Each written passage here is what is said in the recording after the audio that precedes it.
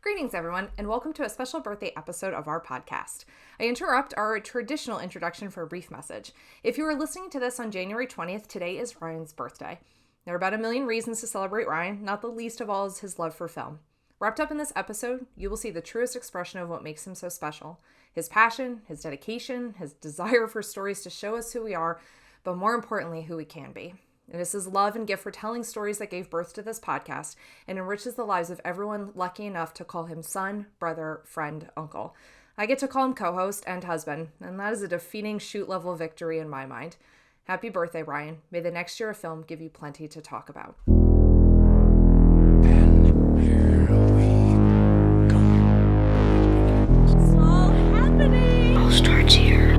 Welcome to the How Could You podcast. I'm Lauren Tocci. And I'm Ryan Tocci. We're born to live and then to die, and we gotta do it alone, each in his own way. And I guess that's why we got to love those people who deserve it like there's no tomorrow. Because when you get right down to it, there isn't.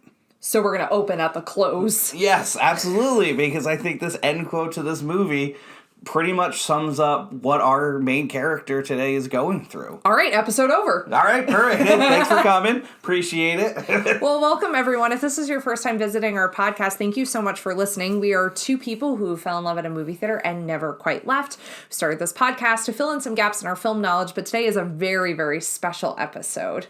Because it's Ryan's birthday. So we started a tradition that I hope we keep going, that when it is our birthdays, we pick an episode that would otherwise not fit into the schedule. Real passion projects don't necessarily always fit our format, but are just some movies we really wanted to talk about and do a deep dive on. Yeah, exactly. And since it's my birthday, I decided to choose a movie that a lot of people that are listening probably have never seen. How could you? How could you? It fits. Exactly. But it's going to be one of the great sports movies of all time, so I'm excited to talk about it. That's high praise. Before we get into talking about this movie that you've picked for your birthday, little quick Tossi's takes. So a movie just came out, which is the fifth installment of a horror franchise I know you and I both love. What did you think of Scream 5? You mean Scream? No, I said what I said. I mean Scream 5. If the director calls it Scream, I'm going to call it Scream. Mama called him Cassius. I'm going to call him Cassius. No, I mean, I like Radio Silence, who directed the new Scream film. They decided to name it Scream because they wanted everybody to know that it was connected to Wes and that first film and everything. So it was a nice reasoning. You know how else you can do that? Calling it Scream 5. I'm with you. People understand sequential order.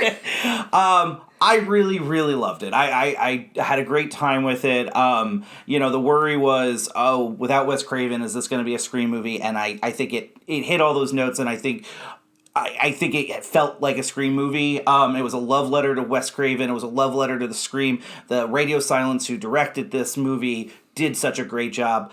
The only thing I would say about it, maybe that sounds negative, take it how it is it's like Toy Story 4 to me. I loved it. I just don't know if I needed it. You know, you said that to me when we left the theater, and I was like, that's such an accurate way to describe the experience of this. I also loved it. I think it's hard to be a fan of this franchise and not love this movie, because there's so much about it that's referential without getting too spoilery in our review, but I think it's going to be hard not to love it if you're a Scream fan. Yeah. But it is one of those installments where you're like, I don't know if this needed to happen, but I'm kind of happy it did. And I like that it felt like a movie that was made by Scream fans. Exactly. Yes, I think that's a great way to describe it. It's a fan-made film. And it at times could almost feel like this is like fan fiction. Like if you gave it to one of us, this might be the script we come up and with. it's by very talented people. They did Ready or Not, yeah. and obviously did this, just brilliantly. So yeah, they're doing a great job. We'll see what happens now from here. It's doing really well at the box office at this time, which is a great thing for movie theaters, and we're happy about that. So we'll see what happens. But we aren't here to talk about the Scream franchise. So Ryan, what movie did you pick for your birthday episode? Can we talk about the Scream franchise sometime? I mean, yeah. Yes. Audience, blink twice if you want to hear us talk about Scream. That will definitely come at some point. We love it too much not to. But I am excited about this. You appreciate it. You give me my, no vetoes. I get to choose anything I wanted. Last year I chose Seven because it was my all-time favorite film. This one I wanted to choose something that I was really passionate about and personal. So I chose the 1985 Harold Becker directed sports drama romance Vision Quest. And we were going to talk about this movie pin by pin, sports. Ryan, do you want to give everyone a little bit of a synopsis about what Vision Quest is? Yes, it's a coming-of-age film about a high school wrestler who is kind of exploring himself and trying to figure out his place in the world, and in doing so, he chooses to set out on a goal to beat the top wrestler in the state and drop from 190 pounds down to 168 pounds to wrestle this unbeatable wrestler.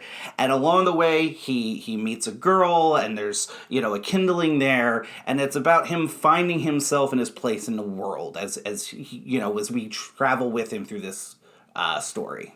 Well, it sounds like phenomenally epic, and I'm very excited to talk about this movie with you because I know how much it means to you. But for anyone who doesn't know, who's listening, why Vision Quest? And a second part to that question, is the wrestling accurate? A two-part question? Do you think I can handle that? Or just handle the first part. Yeah. Why I chose this movie is... it's simple. It's the wrestling aspect of it. It's so in my family, it is the sport. Like, you have football families and basketball families. My family is a wrestling family. Since the day I was, I have heard the story about it. The day I was a couple of days out, and they took me to a wrestling gym. My mom after having me. So you mean you were only a few days old when you went to your first tournament? I believe from what the stories have been told to me, yes, that is accurate. So I kind of love that. But so that's the thing. My dad was a wrestler, eventually a coach. My brother was a, great wrestler who, was very successful and outstanding in high school and college, internationally, still working in the sport today. He was a coach at different universities. It's been a passion in our entire family, and so much so to the point where my dad was he had coached a really respected club team, and then it's like a legacy in that now we have our niece is wrestling in college, Mackenzie. We have 3 nephews, Phoenix, Nico, and Marco, who are all outstanding wrestlers and doing really great. So the sport has continued through the years, and and I have a feeling one day we'll be talking about their kids wrestling. So it's just been this sport that means a lot. And for me, I was a high school wrestler, but I've loved the sport since I was a kid, and then I decided to step away from it when I went to college, but it's never really left me. I'm sitting here now as a fan, as an uncle, who cheers on his niece and his nephews, and as just a fan of the sport altogether. So it's a passion to me. You have this electricity about you when you watch wrestling that's and you're a sports fan. You can pretty much sit down and watch any sport. You watch Aussie Rules football at 3 o'clock. I love Aussie Rules football. You love all sports. One of my favorite moments ever was when we were in Ireland. We watched Irish football, and I was like... Gaelic football, excuse me. Didn't know anything about it, but was just in this Irish bar cheering along the team. It was, I'm very much into the Ocho, end of sports. I like the more obscure sports, but yeah, I do like a lot.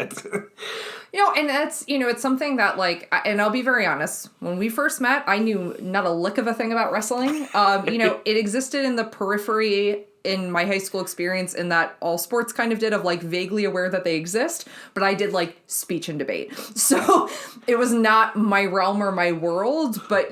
So needless to say, the speech and debate girl who had not, was born after this movie came out, had never seen Vision Quest. No.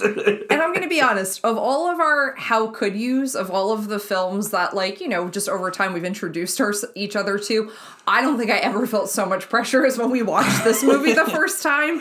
Well, that's the thing about Vision Quest is, and those who are listening and maybe wrestling is not your thing necessarily, we are talking, just to be clear, we are talking about high school collegiate style wrestling that this movie is about, our main character. Although we'll get into, it's actually kind of in its own way secondary to what's going on with our main character. But, so it makes sense. To me, this movie is what the Prefontaine films are to runners, right? For 90s and 80s wrestlers and probably early 2000s. I can't speak to today's wrestlers if they're still watching this movie, but this movie was really important because it was kind of the it was the wrestling movie. Well, I mean, that's a really interesting point because there aren't a lot of wrestling movies where it features, for being one of the world's oldest sports, there's not really a lot done with narrative cinema in terms of covering it. There isn't, and especially when you talk about good. Yeah, fair.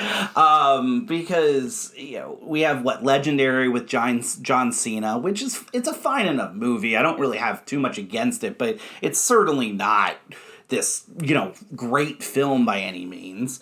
Probably the two most well known at this point would be Foxcatcher, which is probably has the best wrestling maybe of any of the films, because they really Bennett Miller did such a meticulous job on the wrestling. But I mean, anybody that's seen it knows that about John DuPont and the murder of David Schultz.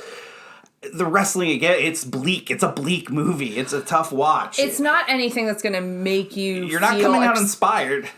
Or make you feel excited about watching the sport of wrestling, because what it's associated with in the movie is a murder. Right. Well, and it's interesting because I remember seeing that, and that being one of the first things you said about that movie is that, the wrestling looks great. Because, you haven't seen Ryan rage out until you've watched him watch scenes from, Saved by the Bell or Riverdale when they're trying to show wrestling. Right. Yeah, don't get me started about high school wrestling on TV shows. It has never been good and still isn't, and it's ridiculous. And if I ever see another TV show or film where they slap the mat 3 times on a high school wrestling mat, I don't know. I will say probably though, next to the movie we're going to talk about today, maybe the best is Win-Win. I would highly recommend that to anybody. Paul Giamatti, it's the wrestling to me felt so realistic to my high school experience. There was just aspects of it, but the movie, again, it's the wrestling part of it's really secondary. That movie is about something much different. It's about guardianship and. But I do think, isn't that kind of the cornerstone of any great sports movie, that the sport is, the entry point, but it becomes so secondary to, your experience? Yeah, because Rocky is really not about boxing. No, it's not about boxing, and there's not a tremendous amount of boxing in, and we're talking about, obviously, the original, the first Rocky, so I think that it feels fitting that when you're talking about films that show sports in their most realistic fashion, it's because the sport is kind of a secondary component to it. But there's also been some really great documentaries though about wrestling. Yeah, and I would say those have been really well. Pinned is a really great one. A Shot in the Dark. We saw that at a film festival about a blind wrestler. Really engaging. One that I would highly recommend, and one of the best, is a documentary called Veritas. Now, for us, we know, the subject of the film. I grew up with him. He's coached our niece and our nephew. He was, he wrestled for my dad, by a gentleman by the name of John Trench, who wrestled at Lehigh University. It's a really well done documentary, and I would highly recommend it. Would you? Oh my gosh, yeah. So we saw this it premiered at a film festival, and we were lucky enough to attend the debut screening. And honestly, I went in, and this was we hadn't been dating terribly long, I think, at that point, yeah. And I still didn't know a lot about wrestling. I don't think you had really taken me to a lot of live matches at this point. So just from a documentary standpoint, it's incredibly engaging film. Yeah, it's well edited, it's well paced. And because I think documentaries can really suffer from when they don't let the subject matter shine because they don't know how to tell or how to craft the narrative in a way that feels authentic to the experience. Which is funny to say because the film's called Veritas, so in that it should be an authentic experience. Right. It's a great film. Yeah, so there are others out there. I know there was one recently called The Last Champion. We haven't seen it yet. Spooner, when I was a kid, with Robert Ehrlich was very popular, but ultimately all roads lead to Vision Quest. So all mats, maybe I should put it, all lead to Vision Quest. Yeah, let's be really on theme with the puns all right, today. I appreciate that. So let's start talking about this film that you love so deeply that we are going to break it down scene by scene by scene and maybe even beyond. Right. for the next hour or so. So the film opens, and I've got a question for you right from jump. Yeah. Why is the coach wearing a wrestling singlet? And why is there a polo into that wrestling singlet? And why is there a satin jacket on top of that polo? 80s. I'm gonna go 80s. So anything that I can't explain away in a great way, I'm gonna just say 80s. Let me tell you, if my dad, who had coached me in high school, ever showed up in the wrestling room looking like that, I'm pretty sure he would have been fired on the spot, and the team would have walked out. Well, I have to think it's got to be like a top 5 traumatizing experience if you see your father or any parent in a singlet. Like it can't be good for the mind or the soul. Should I show up at the next wrestling meet for one of our nephews? I think we both should. Yes. I think that's just love, right? So the film begins. We have a high school kid jumping rope in a gymnasium. We hear the faintest start of Lunatic Fringe by Red Rider, and then we get the narration that bookends the movie with my earlier quote, but this is the start. My name's Louden Swain. Last week I turned 18. I wasn't ready for it. I haven't done anything yet, so I made this deal with myself. This is my year. I make my mark. It's just like chills immediately, right? You are in, and we are going on a ride with this character. Also, can I say, Louden Swain? Can we talk about it? Best sports name. Best, one of the best names of all time in film. But it's such a great sports name. It rivals Donnie Darko of film names to me. I agree, and it's a great sports name, so we're right out the gate with that. I love the decision in this to make the opening narrative so stark and quickly. It almost like, to me, feels like a prologue, like as though, like, okay, to set the scene, there's this character, this is his goal, and I love that the film, like, provides, there's no, like, other than the jump rope and the, like, light, like, tingling of, like, Lunatic Fringe, there's no real sense of, like, setting the stage. It's really just, like, it's kind of immediate, but I love it, because I feel like you get such a true sense of who he is, and then the opening credits have, like, I love that fact we get to be in a space that feels like in real time and almost like we've joined in the midst of a story. There's something really cool about that. Well, it's interesting that you say that because, and we'll talk about this, we don't get a lot of we end up knowing Louden really well, but it's not like we get a lot of history of Louden. Like, we don't really know Louden before this moment, but that's what's really well done about this is we don't need any of that. We know this character, and he's a unique character. And we're going to talk a lot about Louden and who he is as a character and what makes him a really great character, at moments flawed, and there's a very big one we'll have to talk about later in this discussion, but he's a really interesting character, and I think I just want to say that up front.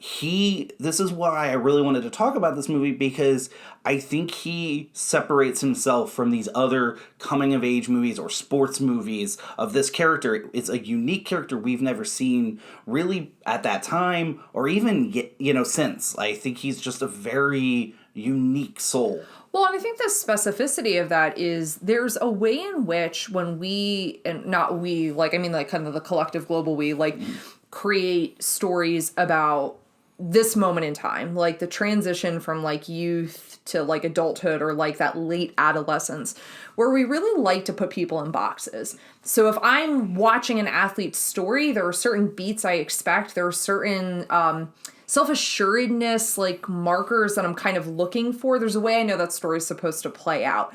And I think we do that a lot with high school films. That's oft talked about, like, Breakfast Club, like, and kind of fitting into those, like, archetypes of those people in high school. And that is something that is rings true, I think, still, unfortunately, in some ways today, of, like, how we pigeonhole characters into this is how they have to act. But Louden is a real disruptor to that. He's a disruptor to, I think, how high school stories tell an athlete's story, and a real disruptor to how athlete stories are told in sports films, because there's a real emotional range that I don't think we always get to see, and we have to embrace him in his multitudes, and I don't think that's something we always see in a typical sports film or a typical high school film. I'm completely with you. I couldn't say it better. We move from the jump rope scene into finding, we get as you talk about, we get him at his, what I tend to believe is one of the first practices of the season. Because the team is massive. Yeah, right. Like, am I wrong? No, but I think, Okay. all right, that's Okay. fine. Okay. I mean, I feels think big. in the 80s, I don't know. See, you keep using that Maybe. 80s defense. It's like your Twinkie defense. I think a good team, probably Okay, all right, has, fair. So we get Louden, who he's wrestling he's the 190 pounder for this team. He decides during this practice, or he announces during this practice, he wants to go down to 178 and wrestle off for that spot. This is when we get introduced to the character Cooch, who, will, letting you know he's going to befriend Louden throughout this movie and be his sidekick. Great character, right? He's my favorite character in the movie. And I say, listen, there's a lot of really interesting things I think at play with Louden, and certainly we'll be dissecting his character on this episode. However, I think the character of Cooch is so interesting. There's obviously a pivotal scene with him. I think that really solidifies that for me. But I think what I appreciate is you position him as an immediate adversary, because why wouldn't he be? Louden is stealing his spot, and for seemingly no good reason, or a reason that feels selfish and self-serving. Yeah, and at this point, they don't know why. He tells the coach to the side. Yes. And at this point, he announces to the coach that he wants to drop down to 168 and wrestle Shute, who wrestled for Hoover High School, the rival school. He's supposed to be the unbeatable, he has, undefeated monster of a wrestler. Everybody knows him in the whole, basically in this town and every town around. He's got urban legends about him. Who hasn't heard of? Right, exactly. At one point, so he tells the coach this. The coach is skeptical, doesn't think he should do it, doesn't want him dropping all the way from 190 down to 168 in a very, very short period of time, but allows him to do it, assuming he's going to get beat by Cooch. He wrestles off Cooch, who, like you said, pissed off that this guy's coming in and trying to take my spot. Who wouldn't be? We all would be in that position. But he wrestles Cooch and he beats him pretty quickly. Yeah, and the thing is the frustration of that, I have to imagine, is so high, because you probably have no sense that he'd be coming down that far. That is quite a gap. And Louden is tall. It doesn't seem like he should be able to drop even 12 pounds to get down to the next weight class. And listen, I'm by obviously no means an expert in any of that, but it seems like it comes out of nowhere. Even though we know, because he tells the coach, so we're kind of in on the kind of grander plan here, it seems like his friend or his teammate is 100% just feels like this is at him. So this is an interesting thing we learn in the first part. Louden is kind of his own person, his own entity here, because it doesn't seem like he's real well loved by the team. Because when he's wrestling Cooch, the entire team is cheering against Louden. But you kind of can't blame them, because if he's coming for Cooch's spot, he could come from someone else's too. I think they have reason to not like this mentality being on their team. Right, and this is where we also get introduced into another side character, which is Otto, who just pops up briefly to kind of, move the story a little bit so we understand. Otto has the most whiplash turn in this movie, which we will get to. Right. That really bothers me, because he is so aggravated and so agitated by Louden, and then all of a sudden this one thing happens and he's poof, I love Louden now. Team Louden. Louden patch. We get Louden wins his wrestle off, and that puts us right into the opening credits. And we get this great, I love these opening credits because we have Only the Young playing in the background. Right. Which, how do you not get pumped up listening to that song? God, yeah, so we have Louden running through Spokane, Washington. So this film, Vision Quest is based off the 1979 novel by Terry Davis of the same name, Vision Quest. And it's a really faithful adaptation. There are some differences, as there of course would be, but I believe that Louden is really faithful character to the book and to the film. And so the book takes place in Spokane, Washington. Terry Davis, who wrote the book, was from Spokane, Washington, and they filmed the movie in Spokane, Washington, which you don't normally get, which I thought was really interesting. I'm glad they did, because in these opening credits, we're getting kind of, as they take different shots around the city, I think it really adds something to the environment that he's growing up in and where he's at. And like you said, you got Loudon in this rubber suit, running hard. It's just a great pump up, inspirational, and then we have the great Journey song, and I mean, the soundtrack is just amazing, which I know we'll talk even more as we're going along. Soundtrack top to bottom, because we've already listed 2 of the iconic songs from this already, right. But top to bottom is incredible. Oh, I agree with you. There's something about him kind of running through these industrial spaces that I think really works nicely to kind of add to the workman's energy of Loudon, and I think the fact that you have him in what is seemingly this intense moment, he's wrestling off for this spot, he's got this larger goal. We see him pretty singularly focused. He is, I think, positioned in the beginning of the movie as someone this is my goal, I'm gonna get there, no one's stopping me, and not in a arrogant way, not in a way that I think is meant to be demonstrative to any of his teammates, but I think he's focused. And then we see him running, and where he's running to is a job, and at a hotel, delivering room service till late at night. And I think about the juxtaposition of that, of the hard work that has to happen at wrestling, the fact that he's so determined that he runs to his job, and then the fact that he has to go into this workspace and put on this kind of different persona. He has this red jacket and a bow tie. So I think you're to believe it's somewhat of a more upscale space. And it's just it to me really highlights something that I don't think is always highlighted in teen films, the notion of everything you have to balance as a teenager. This is his passion. But he also, his first job is being a student at school. Yeah. And then, he has his passion, which is wrestling. But it's he also has to make money. Because we get the sense that, his family is not well off. No, we know that. We'll get introduced to his father a little bit later, but we find out that the father had lost a farm, and so they were in money trouble. The mother leaves them for another man, and moves out from the family. They're divorced. So, yeah, they're kind of making ends meet. I agree with you. Yeah, and maybe it's just the teacher perspective in me that's just teenagers go through so much and have to balance so much when they're trying to do their school life too. And I love this, this opening scene at the hotel, it tells so much about him, or distills so much information and backstory, because as you're right, we're not given a lot of backstory, but we get a really vibrant portrayal of who he is in these different spaces, and we get the introduction to Elmo. Oh, Elmo, one of our 3 kind of supportive, almost father-like figures, even though his dad is a very supportive character in this movie. Elmo is a 60-year-old life has beaten him down a little bit, but still... Elmo has road miles. You went there, didn't you? You did it. I'm okay. You did it. All right. Okay. I like it. It's the last time I'll do it. Because I'm pretty sure on Sesame Street they never said the word coos. Right. It's a very different Elmo. Although I love the relationship between Elmo and Loudon. He's very supportive, very caring. Loudon obviously means a lot to him, and he's trying to help and pass on wisdom to Loudon as much as he can, while still being supportive of what Loudon's kind of dreams are. Well, yeah, and I think it's you have that consistency of their nightly arm wrestling match. There's something about that's scores very endearing to me, because obviously Loudon's in phenomenal shape, and But I get the feeling that Elmo is an old vet. He's got tattoos yeah, that look like military. Elmo's strong. Yeah. I don't think we're. I mean, I don't know if I want Elmo making my dinner that gets sent up to me at the hotel, but... Literally, no. He's grabbing the ice with his bare hands.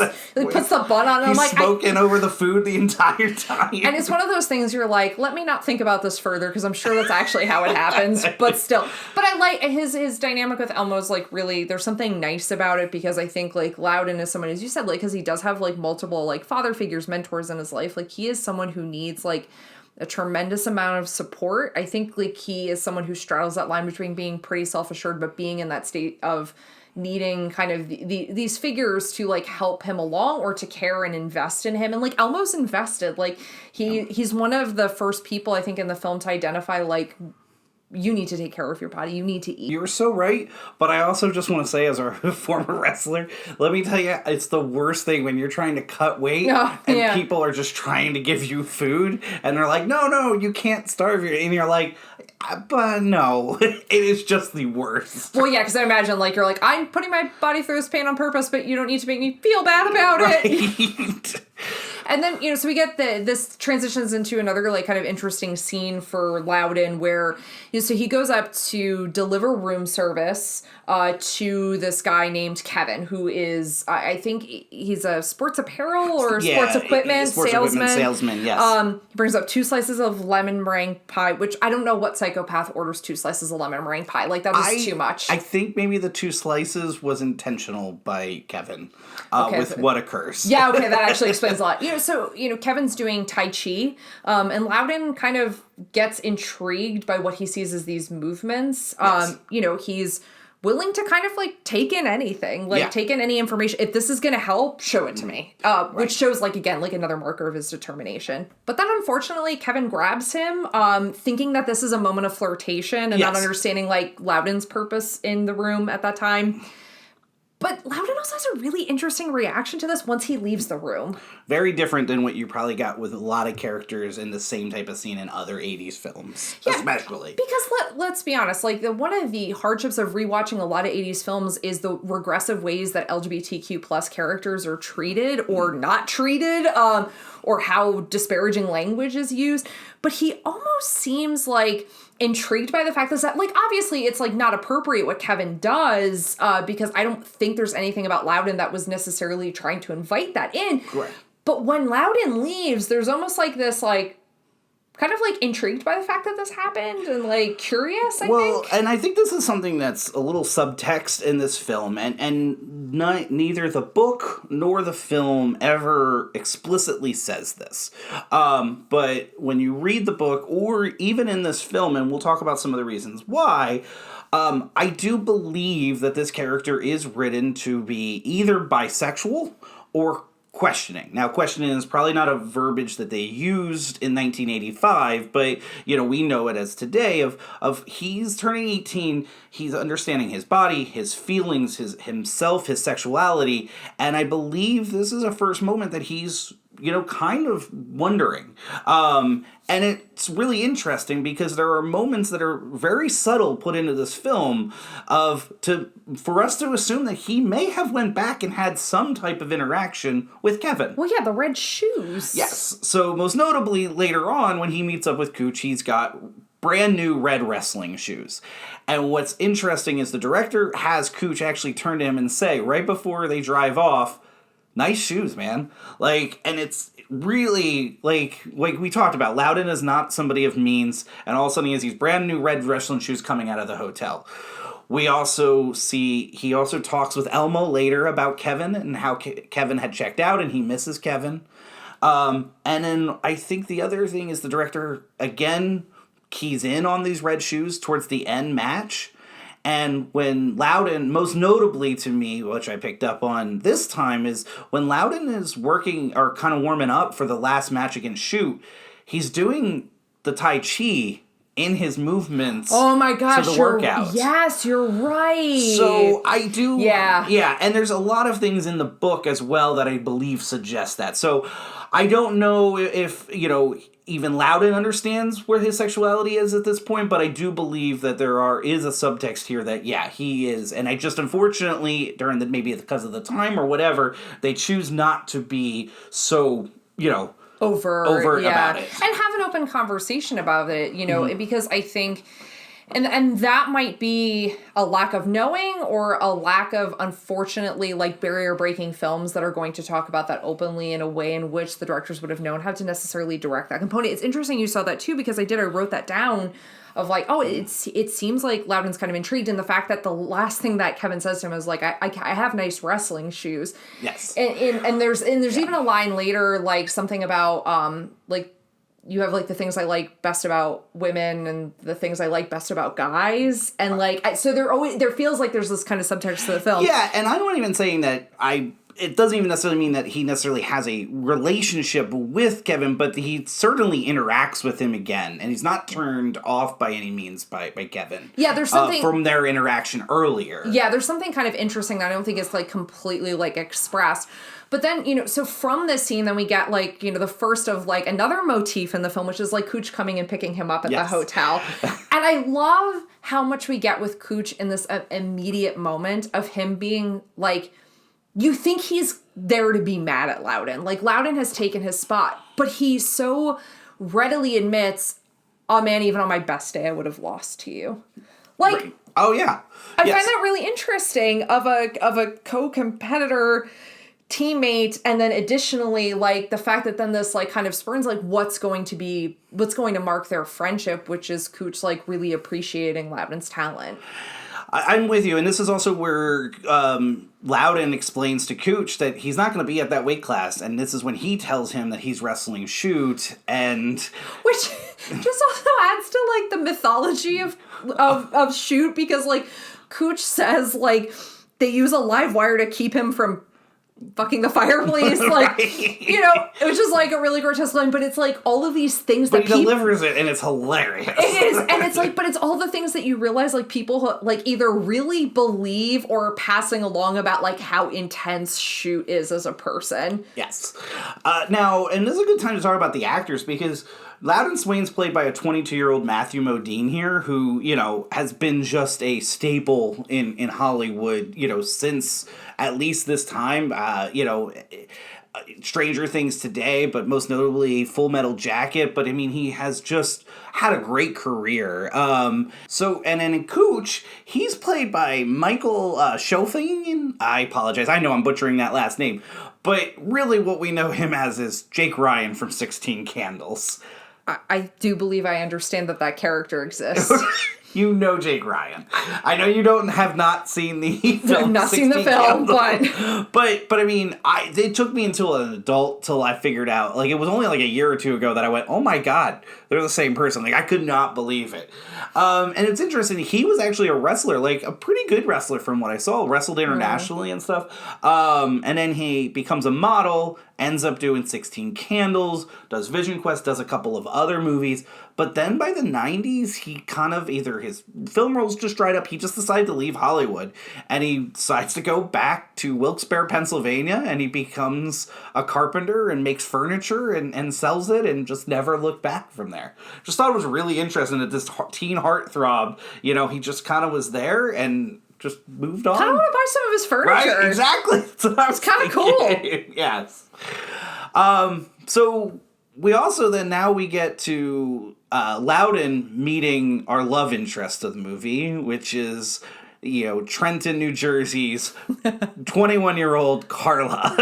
I really appreciate that the Trenton thing is like thrown down as like, oh, like that's like a rough part of Jersey. Right. Because that's like this, like, I think honestly the commentary that's being made with how they say it, and I'm like, like Terry Davies ever even been to New Jersey? Like, enough to like know parts? No, I'm pretty sure he never left Spokane. Well, yeah, and Linda Fiorentino's accent is like a little all over the place in the movie. Yeah, so Carla's played by Linda Fiorentino, who is her first film role, most notably known Dogma and Men in Black. So, you know, had a fairly good career and then again, kind of disappeared a little bit from the film career, but, you know, fairly well-known actress, but this is her first film role. She was, I believe, a year younger than actually Matthew Modine. Oh, it's funny when that happens. Did this.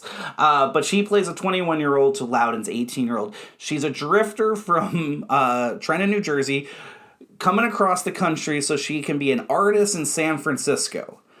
I'm not sure how she ended up up in Spokane, Washington, but, you know. I think part of that is supposed to be, like, because, you know, Carla is presented as, like, you know, abrasive, distant, untrusting, for, like, good reason. She gets sold a lemon, gets a guy fired because he punches the guy out who sells her a lemon. Loudon's dad, yeah. played by Ronnie Cox. Ronnie Cox, who from Beverly Hills Cop and RoboCop. Yeah.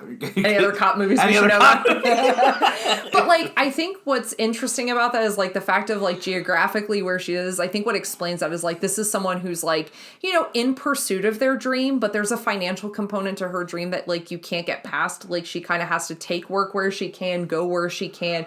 Probably, you know, doing kind of the couch surfing thing of this is how I'm going to make my way to San Francisco eventually. So like, the road is certainly not direct, but like it kind of, to me, makes sense of like, she's probably up here because things have not been going her way to get her in that space. But she's still like Louden. She's kind of on her own, quote unquote vision quest, and she's trying to, follow a dream to get there. But she's kind of this, trope. It seems like a trope of the no nonsense, jaded, life beats you down type character. But I think she's a little more nuanced in this movie than that, which I really like. Yeah, I'll agree. Like, I don't think, I think what they present here is this, is like, so there's not a large age gap here. Louden is 18, she is 21.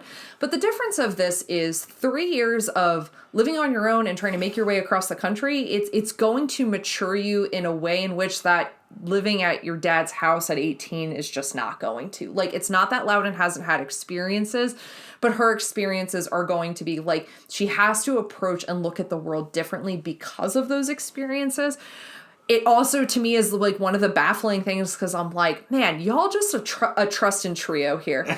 Because like, you don't know anything about her and she doesn't know anything about you. But how you all stay in a house together? Like, they invite her to live. Yeah. Is this answered by the 80s? Is this something people did? You know what? I'm going to go with Washington. He says, this is what we do. I think it's supposed to be like, now... is her thing, she doesn't have a lot of options, so she has to trust them little bit. Is his, I think they mean well, and I think that's the way that they're just giving people. I mean, Louden is a really good person for the most part throughout this movie. And, I think his dad means well, even though, he punched out his one. I don't know if he's considered a boss or a coworker. Well, he got fired. It's just really all that matters. But it is interesting. I mean, we certainly... In 2022, it's hard to go, I don't think this 21-year-old girl should go live with these two gentlemen by herself. You roll up to somebody's house and they offer you a room and there's nothing on the walls. GTFO. Yeah, when she walks into Louden's room, and it's probably the most disturbing that there is nothing. It bothers me to no end. Like, I'm like, they're why? Just 3 very sterile trophies on his dresser. The way in which he is able to get his clothes out of the closet so fast, honestly, is serial killer to me. Your closet should be messy. I believe, he makes the comment that most of his stuff is down in the basement. But why? It doesn't sound great. It doesn't. It's not great, Toss. We talk about the age difference here. Obviously, she's lived life, right? Like in the book, she lost a child and she's been. God. Yeah. So I don't. But in the film, I wish this is actually what we just talked about Licorice Pizza. I wish this is what Licorice Pizza did, where you have a 20-year-old and an 18-year-old that you see the life differences between them. One that's still a kid on the other end of being a kid, and one who is way too much of an adult for 21. But they're at least close in age that you understand why there's an attraction there. So I think they do these two characters really well to show the discrepancies of where they are in life at this point. Well, and also too, there's this electric, self-assured, again, I said it earlier, singularity about how Louden is. We get to see Louden in his school space and poor pining Margie, just... by Daphne Zuinga? Zuinga. No. Princess Vespa from Spaceballs. Just call her Princess Vespa. Or Melrose Place. Everybody knows her from Melrose Place. But yeah, Princess Vespa. Yeah. Princess Vespa. They shot my hair. But she's so supportive of him. But what I like that we get in kind of the quick school scene with Louden is we get the sense of he is someone, again, I talked about at the beginning, multitudes. He's a great writer. He aspires to be a scientist. Now, the fact that he wants to be a gynecologist in space is very confounding to me. It is another one of those things. And that I don't think you can describe away with the 80s. But he's someone who I think is deeply intellectual. And as much as I think we can talk about potentially some things that Louden is working through, maybe some, issues with depression, some issues with trying to find his identity, which I think is a marker of that time in your life, or, many times in your life of trying to grapple with one's identity. I think there's something magnetic about how self-assured he is when it comes to this idea. There is nothing about Louden or that we're told about Loudon that should suggest that he could lose 22 pounds and wrestle the best guy in the state and come out on top. Like, there's nothing anyone tells us except that Loudon tells us, so we believe it to be true. Yes. I mean, he's a competent individual. With all of his quirks, he's not arrogant. I don't believe him to be arrogant, but there is he's got like almost an Andy Dufresne way of like this air of confidence about him. Yes. In the same way, like Andy Dufresne, you're like, there's some creep there. Right. But, like, for the most part, right. just really impressed with how you walk in a room, they're man. just living on they're in their own little, like, world, and there is nothing, it's really quite fascinating. Like, you get the sense there's this, like, algorithm floating in the air that they can see that we can't. Yes, yeah. And you're like, dude, what are you pondering up there? Like... But there's this whole, like, reality that they're kind of... And I think that's Loudon. And that's where Loudon, the vision quest here on the surface level is Loudon trying to find or to beat Shute, right? We're trying to get to this end match. But it's really not what the story's about, right? It's about the change from adolescence into adulthood, and about Loudon starting to recognize some things in his life and trying to wrestle with this next phase of his life as he gets ready to move on. And I think it's why he's having trouble kind of fitting in even with his own peer groups, right? Like, we see him sitting at lunch and he sits by himself. Most of his friends and the people that he really finds supportive are all older than him. Other than Cooge, one of his best friends seems to be Mr. Tanner. And his teacher. I love Mr. Tanner. Right. What a wonderful mentor. He very much is. He welcomes Loudon to sit at the bar with them. And all right, that part's a little... Is that an 80s thing?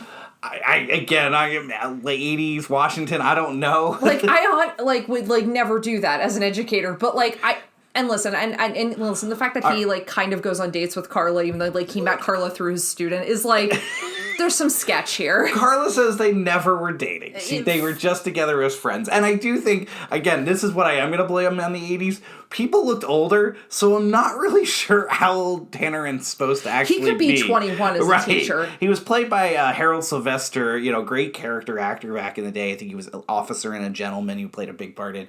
But I'm not quite sure how old he's supposed to be. I think he's supposed to be older, obviously, but I don't know if he's supposed to be that much older as a teacher. He has, a confidence as an educator, in that scene where, he's getting Loudon to break down the poem that, to me, reads a little bit older, but I also think that that's the case. I think, one, people did look older in the 80s, and I think, two, just naturally by the fact that he's a teacher, you're automatically looking at his age in relation to teacher age, and not, yes, that he could potentially be the same age as Carla. And he really looks up to Tanner, and he means a lot.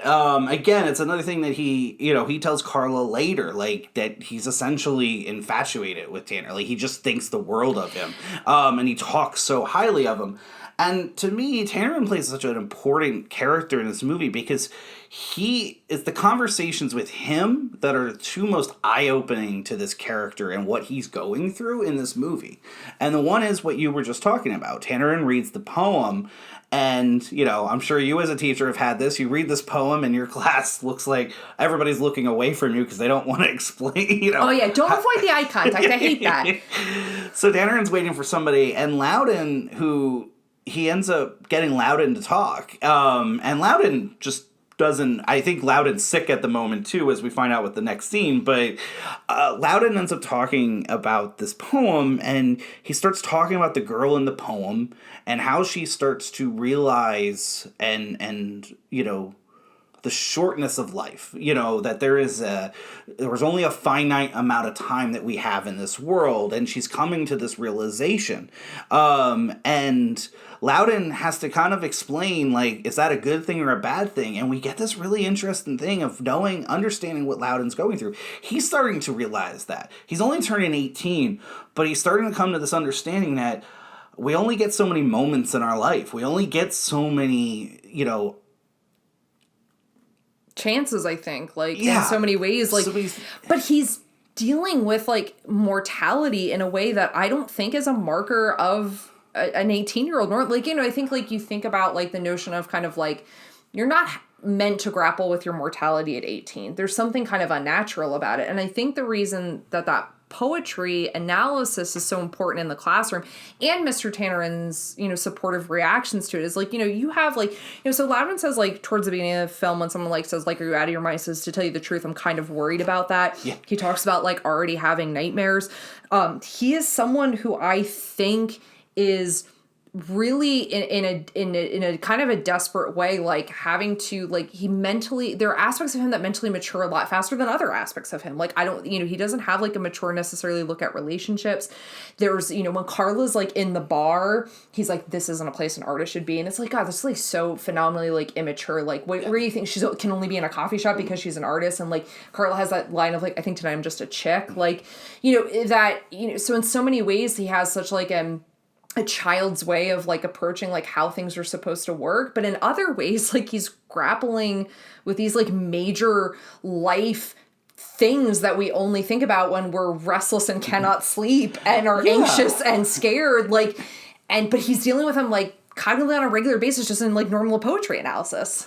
Yes, I mean, he is learning that, as quote unquote the best days of his life are changing, right? Like, he's moving on. And you talk about that with the he's still a kid, and he's but he understands, and that's the other great conversation he has with Tanneran when he's talking about Carla and why Carla can't like him, or probably doesn't like him, because she just looks at him as a dumb kid jock. And I think he said something else there. And then he says, which is pretty much true. Like, he recognizes that he understands that he's still a kid. He's ready. He's understanding that now I need to move on. I'm 18 now. I'm an adult. I need to start to change the way I look at the world. But also in that, like, there's something really interesting, because, like, then, like, unlike your typical sports film where, like, the goal is the win, or the glory that comes from the win, or the fame associated with the win, or the sense of accomplishment, it almost feels like, I need to do this for my legacy because one day I'm going to die. And if I don't do it now, I'm never going to get to do it. Like, that's a very different psychology to be entering why you need to do this. Loudon's coming to that at 18. That was me turning 40.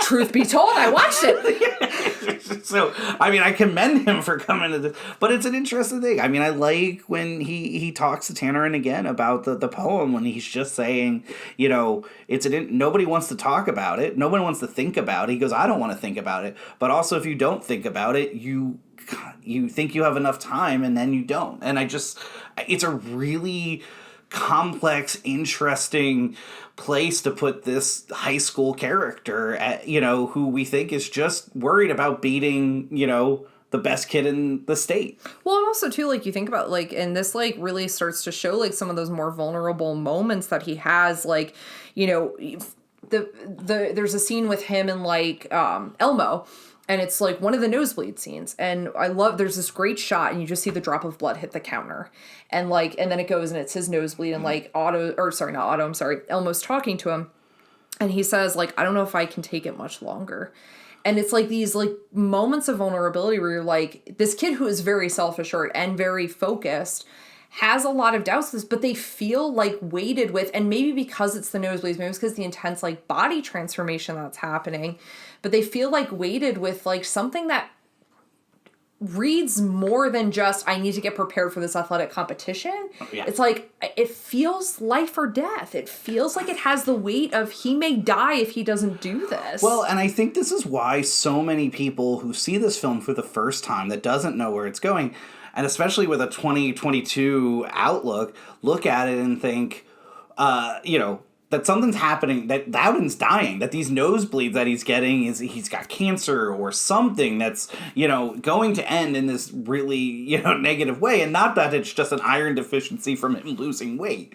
But it's entirely understandable why to read it that way, because I don't think the film deals with it in a way that's not supposed to feel ominous, which is also appropriate because he is doing this thing that's ultimately dangerous for his body, and people are telling him, but how much he wants to receive. It's weird to watch a character both grappling with mortality and also kind of like giving the middle finger to mortality and be like, I'm doing it anyways. Like, that's he is packed with contradictions in that way. So you're talking about the bloody nose scenes. And then that leads into, the big moment that he has with the team. So essentially what happens after one of them is the coach tells him he's not allowed to wrestle Shute. He doesn't believe that he should do it, that he's depleting his body too much.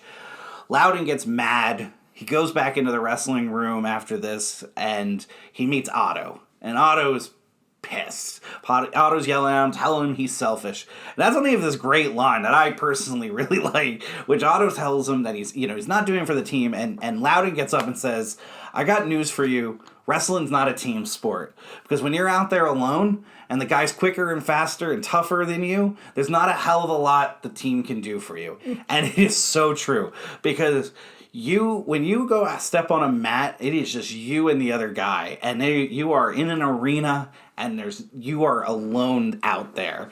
You have coaches yelling at you, but you are alone out there. It's a really interesting, I like when Loudon says that, because it's a weird thing about this sport, right? Like, we do wrestle as teams, we care about our teammates, but there's also a selfishness to it. Like, you're looking to find the weight class that works best for you. You're looking for your own individual, success. Because, the team, now maybe this is because I was always on teams that were perpetually not very good and we always lost, right? But you can have individual success and team success. In the end, you're kind of hoping for your own individual success way more than the team success. Like, I have a hard time thinking that anybody other than a coach feels differently than that. So Loudon's just dropping truth bombs. So, and then we get this moment where we had it earlier where Otto does the pegs. And if anybody remember, I don't know if they're still in high school gymnasiums or not, but... No, they get sued. They were these things planted to the wall where you have two pegs and you're trying to climb them with just your arm strength, and each peg has to keep going up, and you're essentially climbing up a gym wall with nothing to catch you if you fall.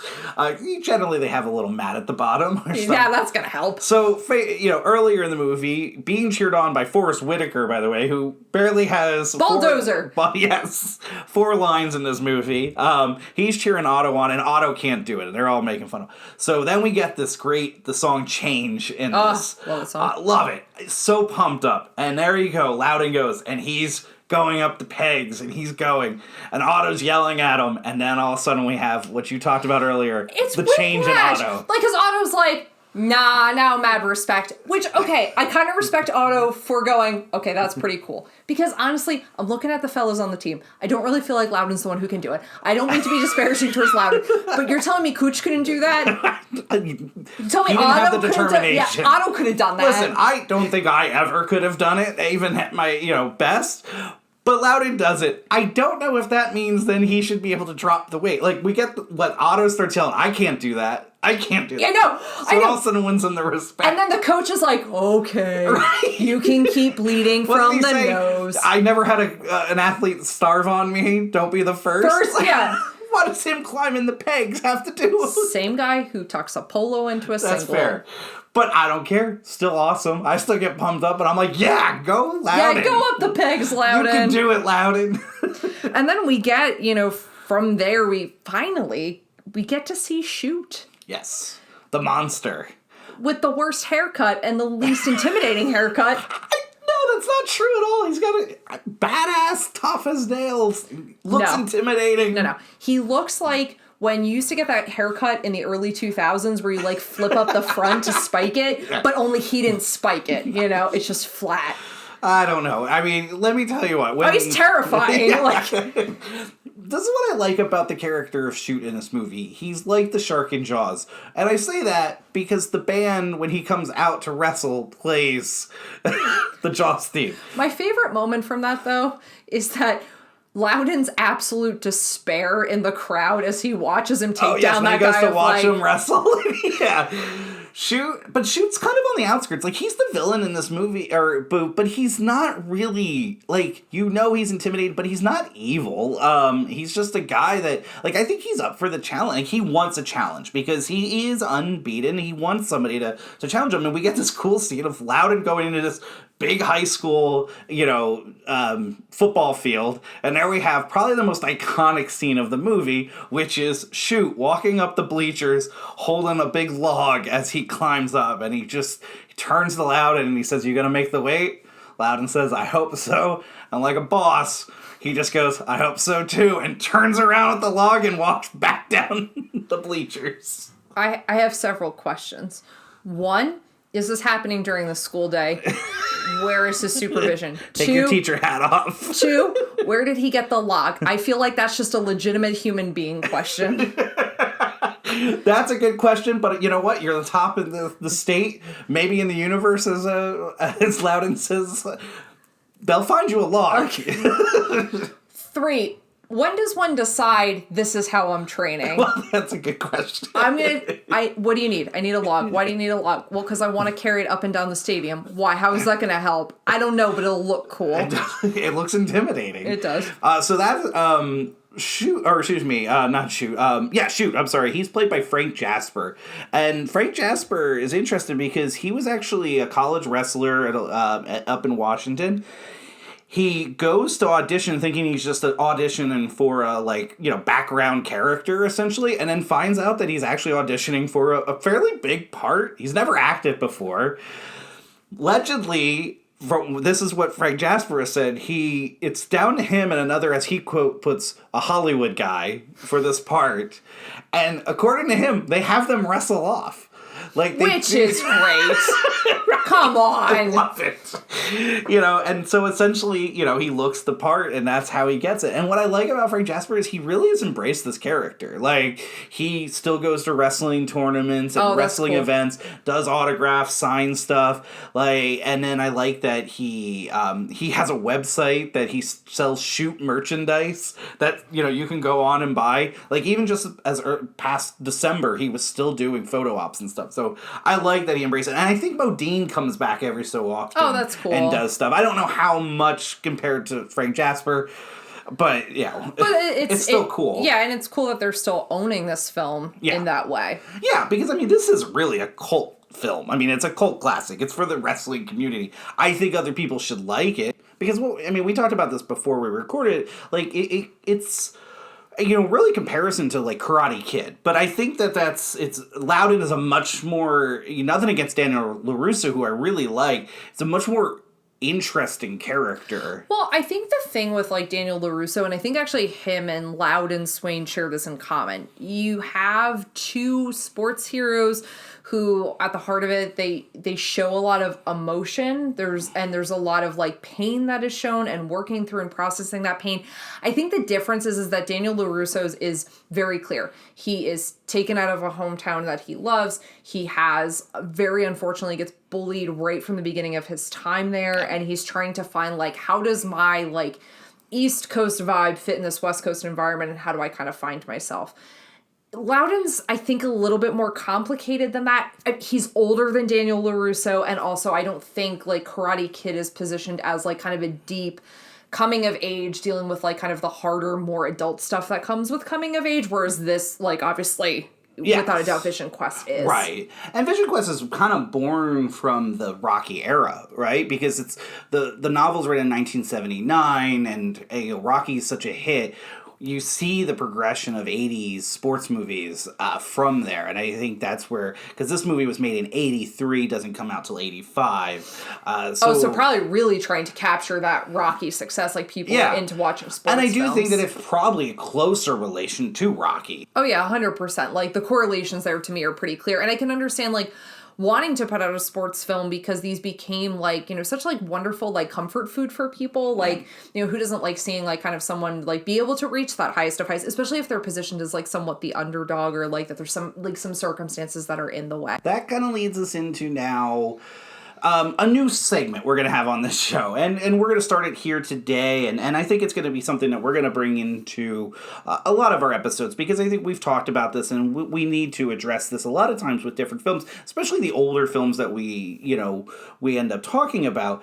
And this is going to be a new segment we call The Hold Up. And what The Hold Up is essentially what parts of this movie don't really hold up today? Do we have to re-examine?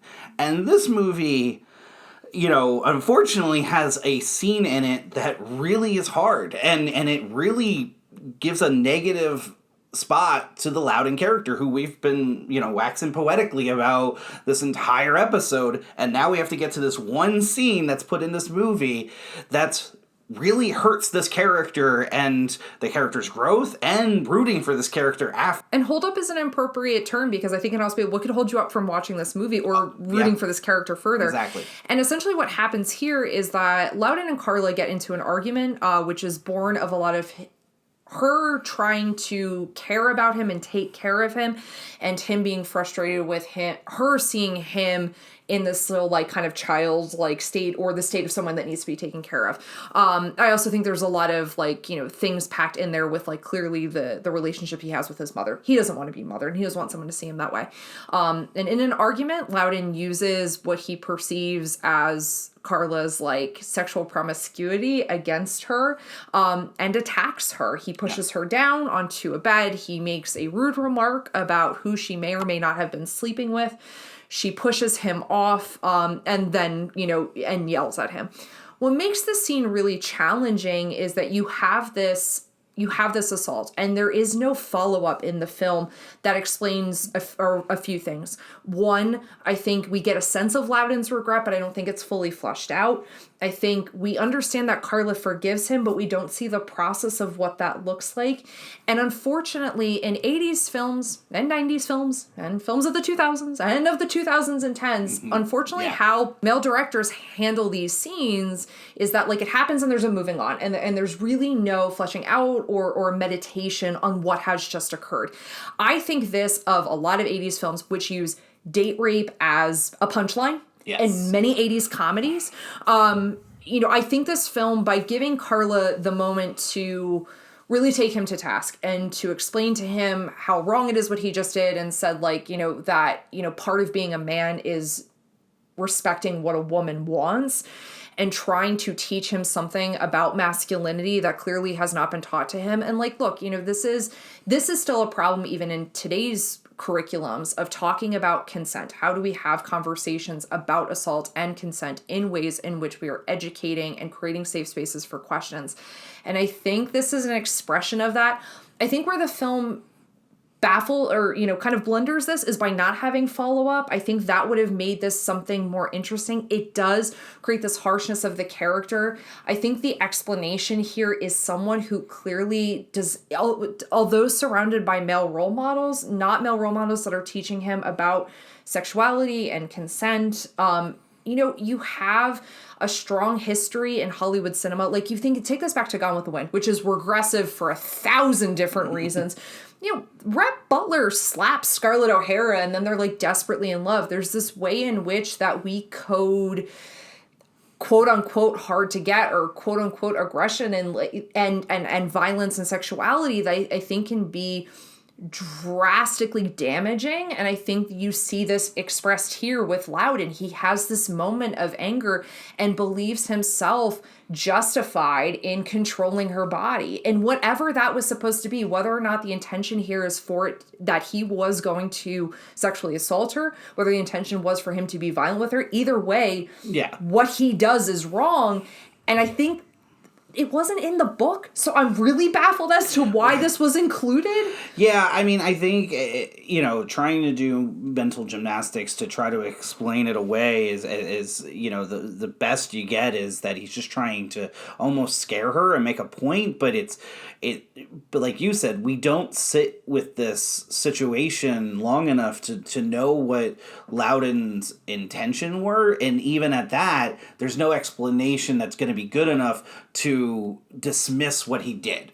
Other than we as an audience are just allowed to move on because Carla, accepts his apology and moves on. Which I think that's what makes it so challenging, is because you watch it and you're like, and then their love story blossoms from there. Yeah. So it makes the scene really challenging to try and get a sense of what were you going for with this character, other than representations of assault were so flippantly thrown into film as though this is these natural things, but not in a way that explores the culture and the victimization, but just takes it as that's as it is, like, Yeah. mentality about showing that. And that's what makes it really hard. And I think it's such a disservice to this character who is emotionally complex, questioning, driven, and then you take this moment that, honestly, you've done nothing in the film to show that this is how this character would be. So then what I'm left with is, this is something we as a society were coding for young men at a time. So Yeah. he's playing upon this toxic masculinity that maybe he's performing but not meaning. It's very hurtful to the character that I think you've developed, because I think you kind of go into with a trope of athletes, especially athletes that are playing sports that are more aggressive. I think it does a disservice to that. The only thing that we get earlier in the film that's a little that is weird is when Loudon actually is with her laundry, and Oh yeah, it seems straight up creepy. So but it's still different than what this, I mean, it's just, so there are a couple moments, and characters are allowed to certainly be flawed. We don't need all of our hero characters to have not have moments that they can't come back from, but this one's really tough to dismiss, and it's something that we talked about whether even to do this episode because of this one scene. It's unfortunate. I wish it wasn't there. I think it isn't a great representation of this character that's in the book or this character that you've done in the entire film. It's so unnecessary to the plot or the story. No, I agree, and well said. And part of what we discussed was like, well, let's do a segment and talk about it, because like, you can't talk about this film and then not acknowledge this. And like, this isn't like, I think there's an easy way to say, like, well, like in a 2022 context, we should talk about this. Like, no, this should have always been talked about. Yes, agree. Because then I think what it forces is to say, our narratives have to be smarter to let us know what the intentionality was of this. And especially because and this is a heavy section of the film. You have that. And then not long after this, you have this revelation of that his best friend is being abused by his drunken father on a nightly basis. Like, this is a heavy section of the film. And, a lot of times in sports movies, it's like a mentor dies and that's the heft. Whereas this sports movie, it's like our character does something irreprehensible and then has to comfort his friend who's being beaten up. And, because the scene with Cooch that we get of like this, like, we see that he's just almost like numb to what his father is doing. Loudon witnesses this. Loudon has only been surrounded by supportive male role models for the best that we can tell. Cooch has not gotten that. Like, this is someone who is seeking attention, and how he does this is he appropriates a familial history that is not his own. He's looking to feel empowered in ways in which he hasn't been. It's heartbreaking, that scene. Yeah, I mean, that whole scene, we learn so much about, Cooch throughout this movie seems like he's a guy that's got it together, he's got this kind of way about him. He has this whole Native American persona, that he's putting on, that we find out is a persona, that he has no Native American background, that he earlier says that he does, that's kind of leading him to have the everywhere spirit, and he tells, Loudon that he's on this vision quest and explains that to him, and we find out that it's really this way of, kind of coping exactly with what's going on in his home life. His mom is in rehab.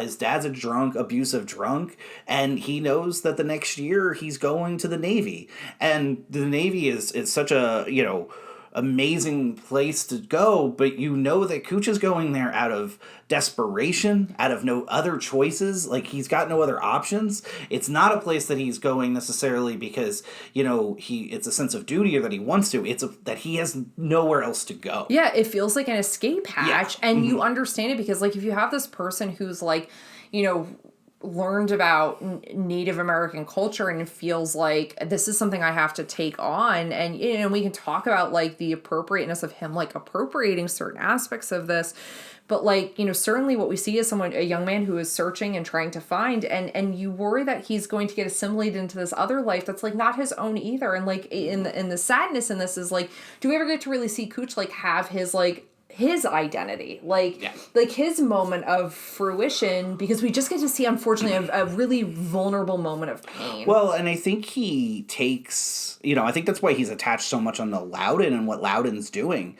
I think he's living vicariously through Loudon, and and that's kind of his way to help where he's at in life. I also find it really interesting is after he has to admit this to Loudon, which you get, this is the first person he has admitted to, which means he's admitted it to himself as well, is he gets to the bus after that and he says, well, the everywhere spirit still talks to me even though I'm not Native American. Oh, right? Oh gosh, it hurts. It hurts so much. So it's, and I really like the scene with Loudon, and I think this is interesting because Loudon tells him not to cry at one moment. Yeah. And he's like, no, I don't want to be around. And we talk about what he just had happen with Carla, and now he has this, and I think this is this moment of Loudon also realizing that he's still a kid. He isn't as grown up as he wants to be because he's making this foolish mistake he made with Carla. He's now, not being there for his friend in the emotional way that his friend needs at that moment. So then we get onto the bus, and I think that's when Loudon realizes it, and now he's trying to talk to Cooch through it, and he's like, it is, and I thought it's the most realistic way two kids would talk about this, or two high school kids would talk, which is like, listen, I didn't want to see it either, but we saw it, we're gonna be, we're gonna kind of be here for each other. I like their interaction, and I think that's a really important moment for Loudon of the next advancement of him. Well, and also because too, I think then what this leads into is like, so he goes on this road trip with Carla. Like they have this, they have this like meeting in the diner, and then they go on this road trip, and because they're going to see his grandfather, at the South Bend Shovel Slayer. Yes, he's played by the South Bend Shovel Slayer from Home Alone, which I didn't recognize until this time we watched it. They're in the same universe to me, just so you know. That the cabin they go to is used to. There's a trail up in Washington called the Vision Quest Trail, and it was because on that trail it led you to that cabin. The cabin, unfortunately, was torn down in 2015, but that's so cool though that existed for that long. But you get this, and you get the sense that we're getting more of these pieces of him, this the kind of family structure. You also get this other story about him when he was in 8th grade and something that he witnessed, and I realized that this film is a confrontation of identity in all forms of him talking about like sexual awakenings and talking about transgressive violence and talking about so you get a lot it's interesting because Carla doesn't say a lot, but you see that she takes in a lot of his story, and it's this really and this is the romantic fruition of their relationship. But, you get the sense that, there's something about Loudon, I think that gets more raw. He does this horrible thing, then he is not a good friend, and there's this sense that, kind of those vulnerable moments that we were only getting in, drips and drabs, no pun intended to his nosebleeds, of course, but, we're now getting more of the things that can sting him and pain him, and that he will do wrong, and that he will try and make right. It's a weird, because it's all, that section's hard to transition out of, but I think they try and give him some sense of quite literally being on a journey. Yeah, I will say, to me, it's the weakest part of the movie. It is. It slows the movie down a great deal right before we get to the climax. It's not my favorite part, but it's important. I mean, we need that because this is when him and Carla finally come together. Yes. And of course, as we've said, I want more from a writing standpoint and directing standpoint that more directly addresses this. But the choice that they made is the choice that they made of how they wanted to handle that in its time. And so when you get the fruition of this, you have this, I think, Loudon is kind of, on the cusp of maybe, having it all, but I think is still very torn as to what that means to him, because I don't know, I think really the only thing that probably matters to him at the end of the day is, Shute. I don't think the relationships matter to him as much as, I still have to go beat Shute. And we do get kind of then to, once him and Carla have had the fruition of their relationship, we do get to kind of have his refocus to that goal. Well, yeah. I mean, he starts, he starts eating pizza, and there's a little worry that he's not going to make weight. It's a little clunky in a little bit of the storytelling, because in one end it's trying to give you the feeling that Carla, this relationship with Carla makes him give up his goal. And that's at least how Carla feels. I don't necessarily think that that's actually what's happening because it doesn't seem like that's what's happening. He seems pretty determined still. And the fact that he's still, spoiler, makes weight means that he was still going, because he doesn't find out till that night that Carla has left. And Carla leaves because she's worried now that she stopped, she's not chasing her dream anymore, and he's not going to chase his dream anymore. And that's what her fear is, and she doesn't want to get in the way of that. So she leaves this, 18-year-old kid heartbroken, the day before his dream bout. Again, another conversation that should happen of right. like let's be honest, this is weird. I need to go, you need to go do this instead. You've got a lot of growing up to do. I've got dreams and I want to go see them to their end point. So, but what I'm happy why Carla leaves is because Carla leaving allows Louden to second guess whether he wants to wrestle. And he decides, I'm not wrestling. And he goes to visit Elmo. Elmo's not at the hotel, so he goes to see Elmo at his house, or at his apartment. And he goes in, and, it's this rundown kind of, stuff everywhere. But there's Elmo getting dressed in a shirt and a tie. And he got a haircut. Got his haircut He's combed shaved. over. Yeah. You can see he's shaved because he's still got the toilet paper on his face. And Elmo, we've seen him dirty and grungy throughout the entire movie. So we see he's getting cleaned up. Or as Roger Ebert once said, it's the only clean shirt he owned, right? Roger Ebert, who loved this movie, by the way. Oh, really? Yes. But so we get, to me, one of the greatest sports speeches of any film, the 6-minute speech. Oh, yeah. And it is just, we can't, I don't want to recreate it here because I hope whoever's listening has never seen this movie will go and see, see this. It's understated. It's not this loud, it doesn't, you're not going to get these loud ones like you get in Miracle or Any Given Sunday or, some of the great, full eye, Clear Eyes, Full Hearts. It's not one of those. But it's so powerful of him telling this story about what sports mean, and actually for myself watching it the other night, it was so important for me because, as where I'm at in my life, I sometimes question what the importance of sports are. And I forget sometimes what they do to us as a spirit. And I do think we get lost in that sometimes, but I also forget sometimes the positive. And that's what Elmo starts telling when he tells this story about Pele and watching, Pele on the TV and what Pele doing is able to do for everyone, with these moments, and he gives the great line of, it's not the 6 minutes, it's what happens in the 6 minutes. It's so good. My God. So good. Well, because when he even has that pause and he's like how we were all lifted by what this human being could do. It's I was here crying. Yeah, I was crying. Yeah. And I love the line of what another person can do that's of the same, the same species as me.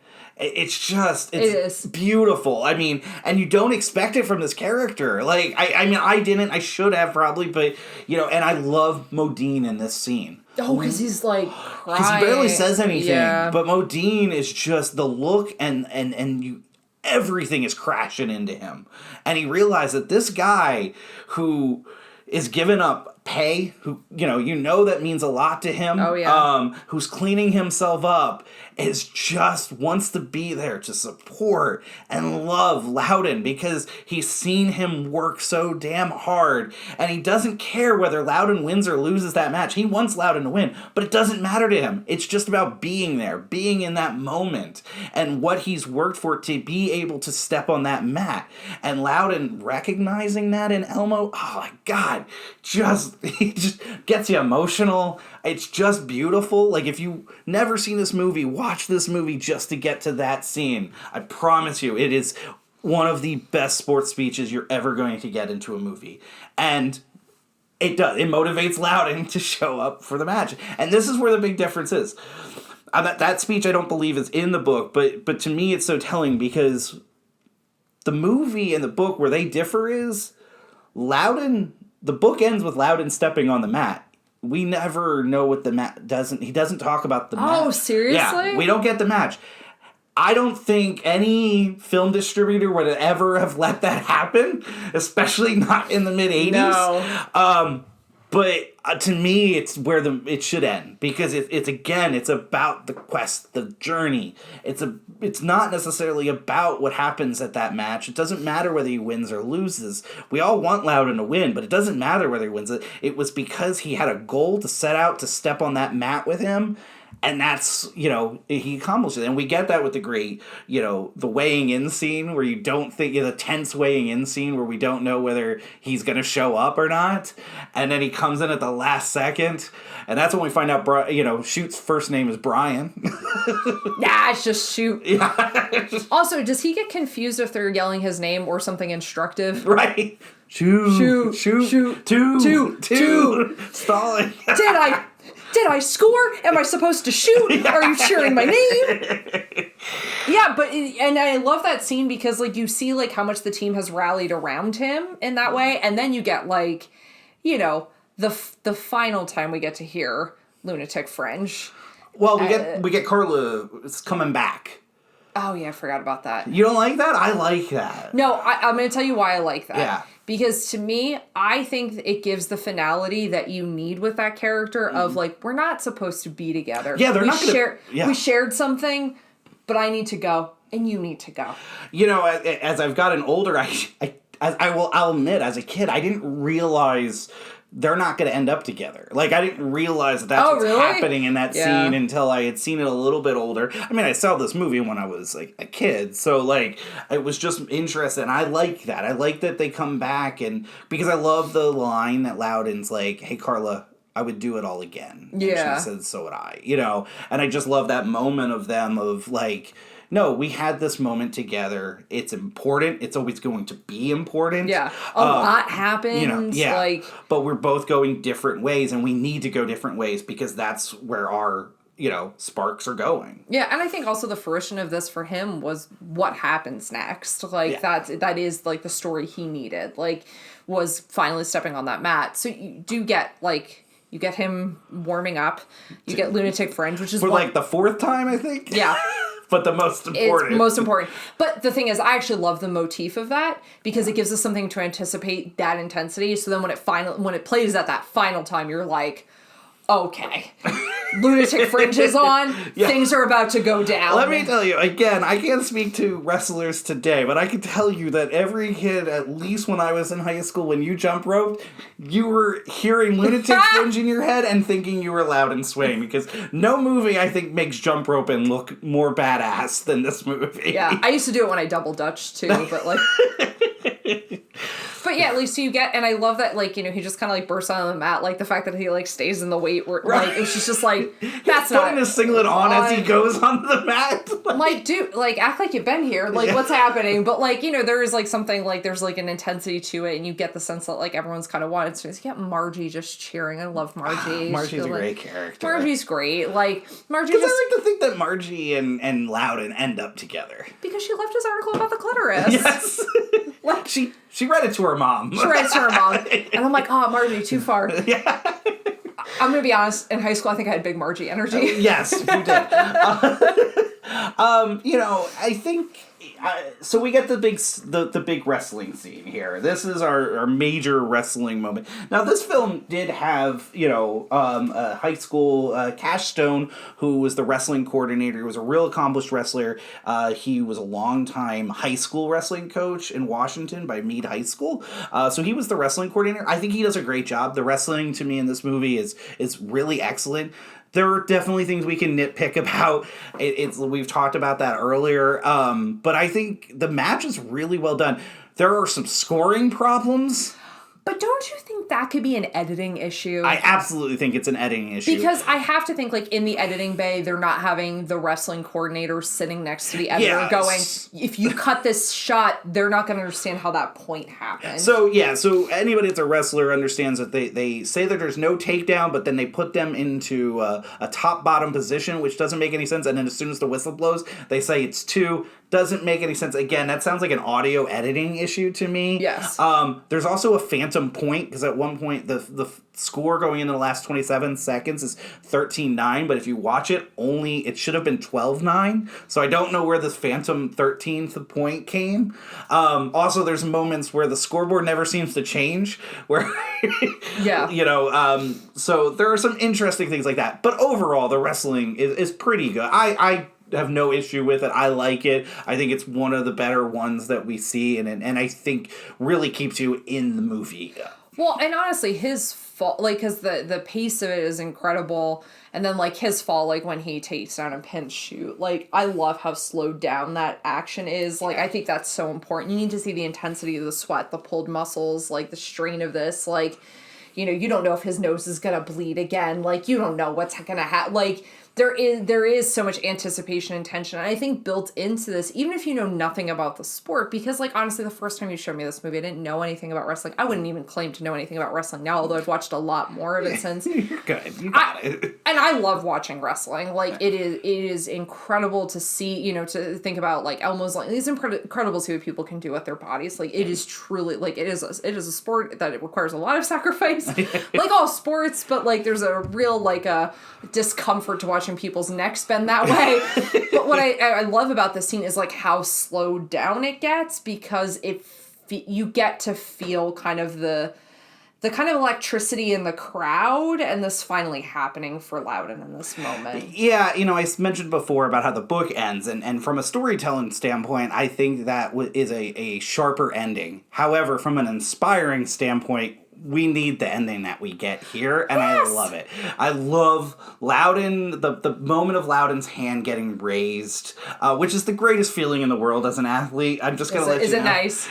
It's pretty hard. Yeah, it's great. When you have that, you are the winner. I mean, you are alone on the mat and your hand is raised. It is a fantastic feeling, and I love we get that shot, and it sticks on it for a few moments of Louden's hand raised and him realizing what he did. And then I love that they give us the moment of him celebrating with the team. The team now embraces him and what he does, and he's pumped up, and his dad's there, and Elmo's there, and Tannerin's there, and Carla's there, and his grandfather's there. Like, everybody is there just so happy. And you point out to me, the writer of the book, Terry Davies, is in the audience. Yes, he's next to Tannerin in the... Yeah. And, cool. It's 100, because it's great, because it's like, it's everyone who has kind of watched this journey, this vision quest happen, like, getting to see their reactions to it and getting to see that celebration.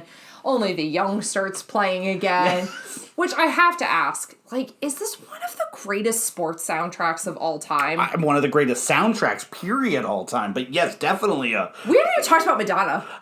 Yes! Out of all the actors we talked about, you are right. We have not talked about the film debut of Madonna. We're going to come back to that, because I'm going to ask you a hard question. Yeah, okay. What's your favorite song on the soundtrack? Oh, God. We can talk about Madonna, but I'm going to ask for your answer after we talk about it. Madonna's, like, film debut in this is, like, really incredible. Because, like, I mean, Madonna has, like, a strong film career, but it's just weird to think about that the first time she's in this is supposed to be in some podunk bar in Spokane, Washington, like, playing for just, like, a crowd of people that are not really listening to her. Right? Well, it's interesting because she's not popular at this moment. Or no, she is when the movie comes out. She's not when she films this. Which is crazy. Yeah, so Like a Virgin comes out just a few months before this film. She had done this, and obviously she blows up right before the movie comes out. So it's a huge deal that she's in this movie.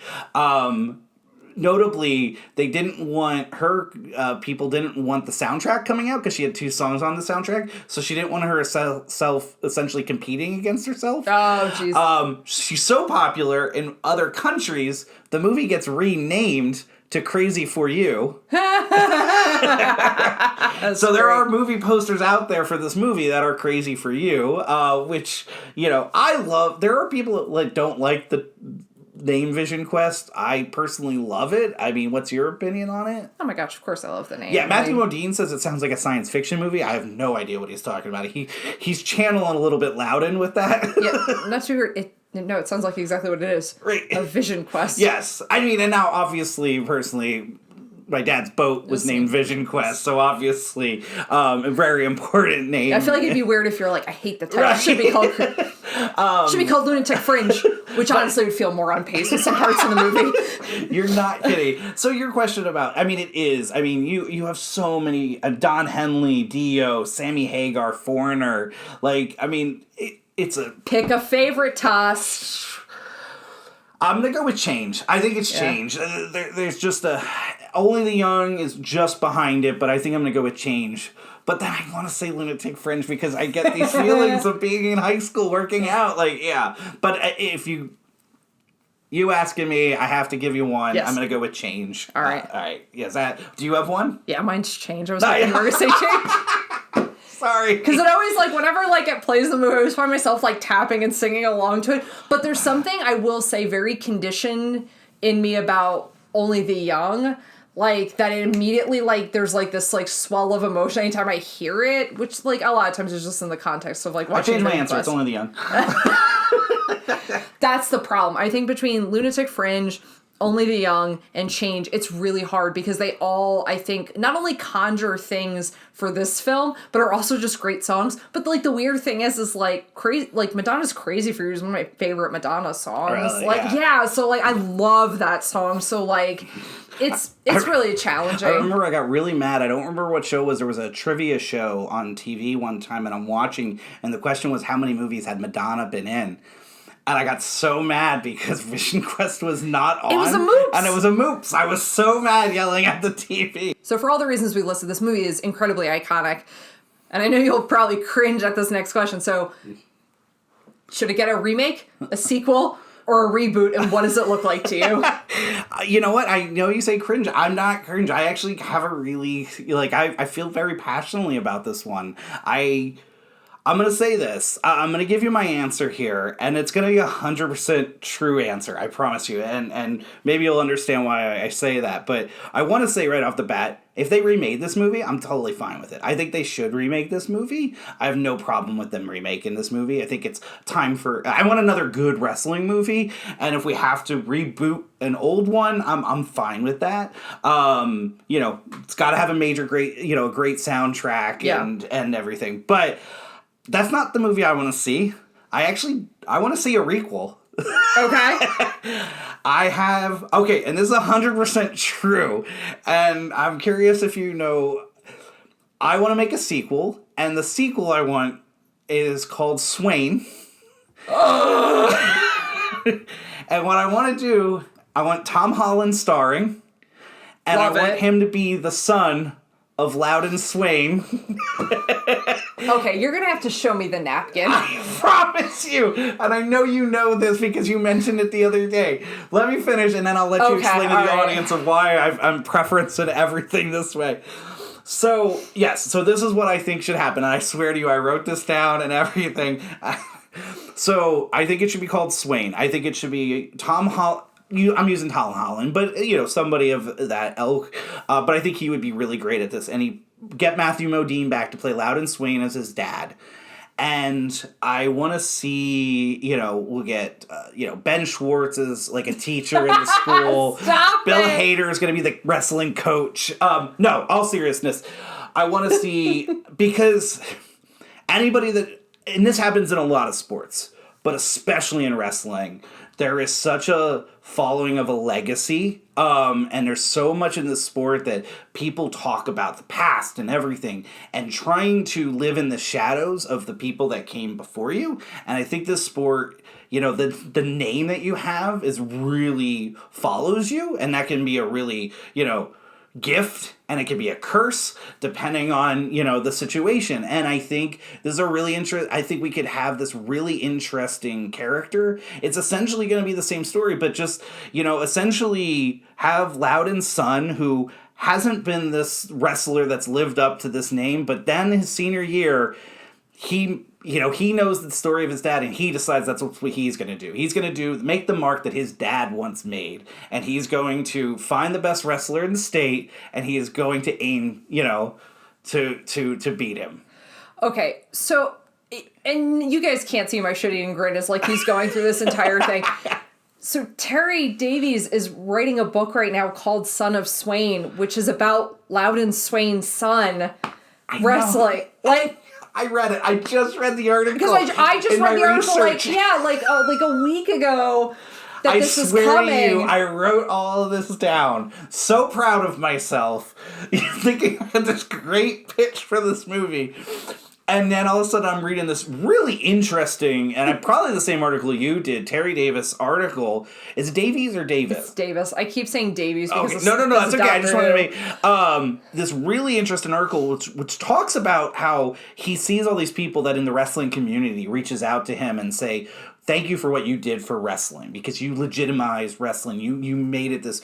And he talks about how, no, thank you, what wrestling did for me. Yeah. And really interesting because a gentleman that lives bipolar and what it helped him gaining confidence and understanding himself. It's a really great little article that he wrote just back in 2019. And then in there, I get to the end, and he makes mention to, and I'm going to go back now and keep writing on my sequel, Son of Swain. And I went, you have got to be kidding me.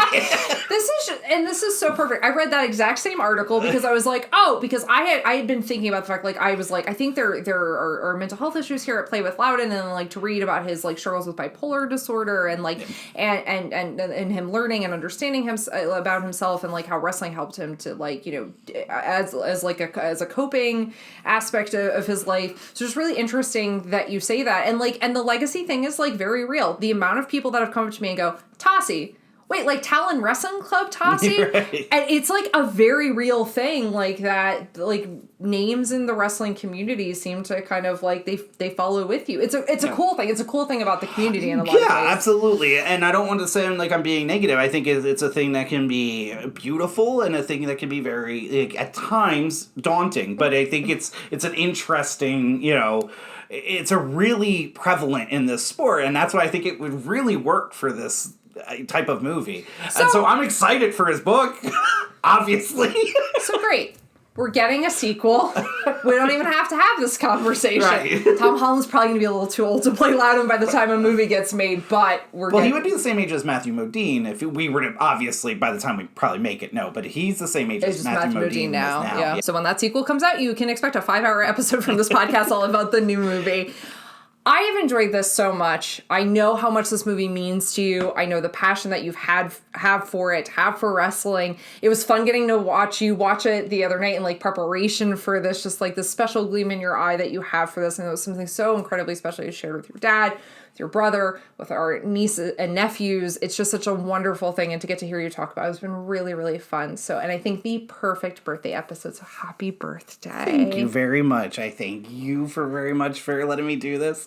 I thank you, the audience that have listened. Thank you for letting me have this little vanity podcast today and having it. Because, yeah, it's one of the most fun episodes I've had of being able to revisit something that I really, truly love. So thank you for the opportunity this week. Because let's be honest, last year talking about Seven is a lot more doom and gloom for your birthday episode. Well, shameless plug time. If you're not currently following us on social media, please follow us at How Could You Podcast on Instagram, at How Could You Pod on Twitter. You can always send us your thoughts, your suggestions, and what you think of Vision Quest to howcouldyoupodcast@gmail.com. We have that very special nostalgia cinema showing of The Goonies coming up on January 29th at 4 p.m. So please check that out. And if you have not seen Vision Quest, how could you not have seen Vision Quest? Until next time, enjoy the Odyssey.